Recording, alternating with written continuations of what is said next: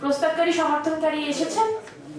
আসন্ন ত্রয়োদশ জাতীয় সংসদ নির্বাচনে মনোনয়নপত্র বাছাইয়ের শেষ দিনে ফরিদপুর ১, আলফাডাঙ্গা, বোয়ালমারী, মধুখালী আসনে প্রার্থীদের মনোনয়নপত্র বাছাই শেষ করেছেন জেলা প্রশাসক ও রিটার্নিং কর্মকর্তা মোহাম্মদ কামরুল হাসান মোল্লা।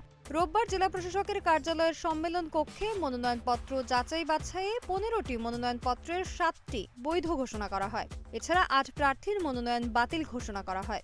জীবন অবাক না করলে কে করবে? 28% মিল্ক ফ্যাটের অবাক করার সাথে ফ্রেশ মিল্ক পাউডার। জীবন অবাক করুক প্রতিদিন। মনোনয়ন বাতিল হওয়া প্রার্থীরা হলেন জাতীয় নাগরিক পার্টি এনসিপির জেলার আহ্বায়ক মোহাম্মদ হাসিবুর রহমান ওরফে অপু ঠাকুর, বাংলাদেশ মাইনরিটি জনতা পার্টির মৃন্ময় কান্তি, স্বতন্ত্র প্রার্থী শামসুদ্দিন মিয়া ওরফে ঝুনু, মোহাম্মদ আরিফুর রহমান ওরফে দোলন, মোহাম্মদ শাহাবুদ্দিন আহমেদ, ডাক্তার মোহাম্মদ গোলাম কবির মিয়া, মোহাম্মদ আব্দুর রহমান জিকো এবং লায়লা আরজুমান বানু।